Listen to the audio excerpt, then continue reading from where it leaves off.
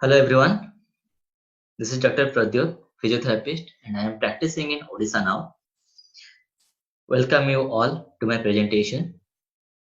First of all, thanks to the whole HCFP team for giving me such opportunity to present my presentation as a speaker in the first Youth Urbicon 2020. So without any wasting our time, let's come to our slide. So it's all about myself.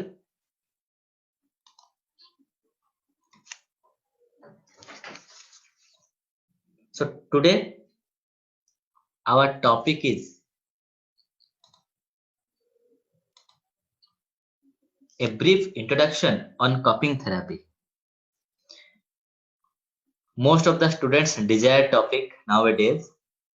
These advanced techniques are mostly used in various conditions and its effects are also to advance as well as immediate. That's why all of the physio teams are likes to learn this kind of techniques and wants to utilize over the patients. So this is our today's topic. I'm going to share you all the basic introductory knowledge about the cupping therapy with also the variety of it. Okay. So what is cupping therapy? Let me make the full slide first. Okay, fine. So what is cupping therapy? As per traditional Chinese medicine, cupping is a therapy used in Chinese medicine to remove stagnation and stimulate the flow of qi, that is qi, qi. All of we must know what is qi because we have already read it in our bachelor's degree alternative medicine section. Qi is the energy which flow in human body. It is of two polar. One is yin, another one is yang. Yin is negative energy and yang is positive energy. So as per alternative medicine, cupping therapy is a ancient form of alternative medicine in which therapist puts special cups on skin for few minutes. So next, the what are the purpose of cupping therapy? Okay, what are the purpose? Pain relief, to relieve the pain, both acute as well as chronic. It's much effective. Relaxation, inflammation reduction to increase blood flow, deep tissue massage, myofascial release (MFR), activation of lymphatic system, skin rejuvenation, improve athletic performance. So next, the mechanism of action. Okay, initially it pulls the blood into an area. Then the tissue gets saturated with fresh blood while vacuum pulls stagnant blood out of the area. As new blood is forced into the tissue around the cups, the body will begin to develop new blood vessels. The mechanism of our body, this mechanism is known as neovascularization. Okay, as new vessels form, they have the capability to feed the tissues with nutrient and oxygen. As we all know that all tissues need food and oxygen to survive in our body. Okay. Then next slide is about the skin reactions after applying the cup or after the cupping therapy. Due to the skin pressed, the balancing that occurs in slow to fade and the result may like this. On the slide you can see the first and second image on below of your page.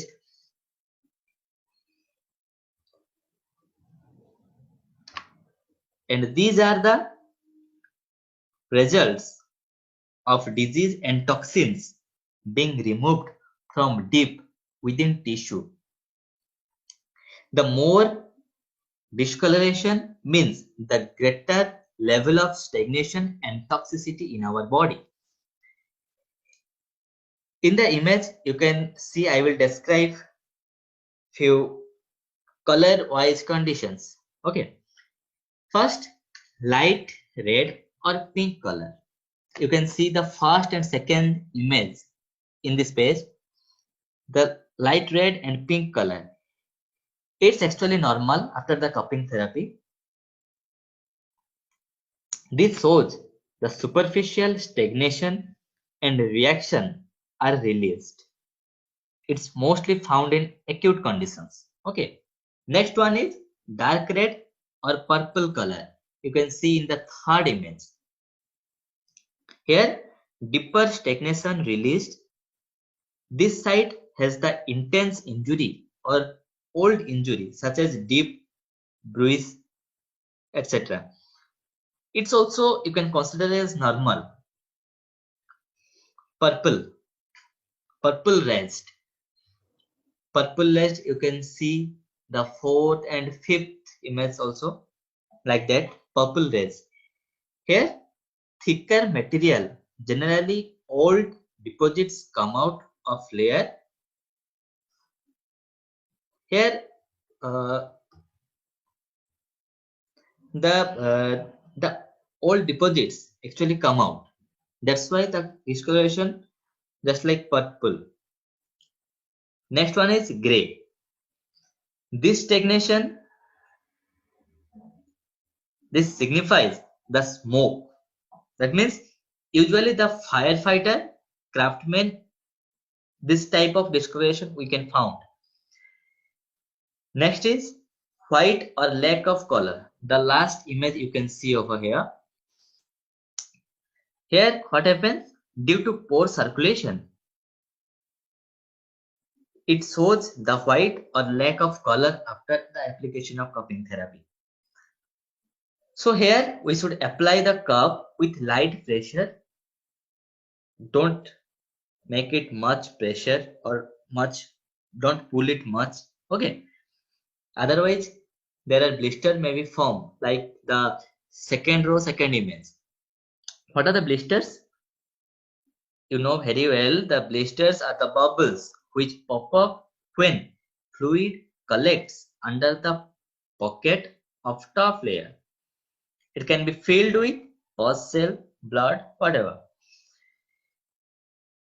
To preventing from blisters, in few cases, we should apply light pressure or light suction, and the duration of the cupping application should be 5 to 7 minutes. It's the ideal time. Okay. So to check the desired cupping technique between dry and wet, where we should apply dry, where we should apply wet, which condition demands dry, which conditions demand wet. To identify this, we should what we have to do. First, as per the concern, we should first apply the dry cup on the target area for 2 to 3 minutes. Let it there. Okay. After that, remove it after 2 to 3 minutes and check what the discoloration in the skin. If it more than the second and third image, if it shows dark red or purple like any much discoloration of the skin, then there it's better to apply the wet cup rather than dry cup. Okay, because the toxicity level and as well as the pain may be higher in that area. So we should apply wet cup there. Otherwise, if the color of the skin in as like first and second image, this one and this one, then we can apply dry cups also.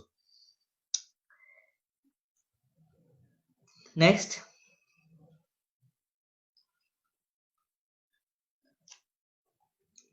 one important thing is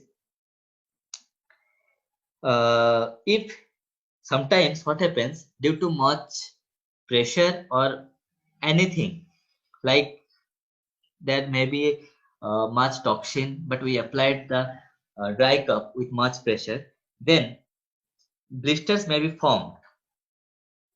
So don't worry for that.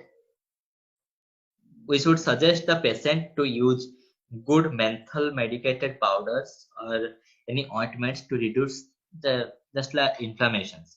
Okay. The cupping, after the cupping, all the marks and blisters definitely got vanished after 7 to 10 days. Okay. So don't worry about that. And before applying cup, tell the patient about it, about the marks, and it will got vanish after the 7 to 10 days, all the things. Okay. So next is indications. What are the indications to apply the cupping therapy? In musculoskeletal diseases like cervical spondylopathy, heel pain, calf pain, low back pain, neck stiffness, tennis elbow, muscle spasm, in these conditions, it's much effective and faster also. Just like that, in few skin diseases, pediatric diseases, gynecological diseases here mentioned, all it's much effective in these conditions. Okay. In few medical diseases like diarrhea, abdominal pain, insomnia, headache also it's much effective. Okay. Then here is the contraindication. It's the important for every physio to identify or to examine the contraindications before applying any technique, right? So here are a few contraindications. You can see red flag, fracture of bone in treatment area, serious heart disease also you should not apply there. Ulcer, DVT, most important thing, DVT, you can't apply cupping therapy like this.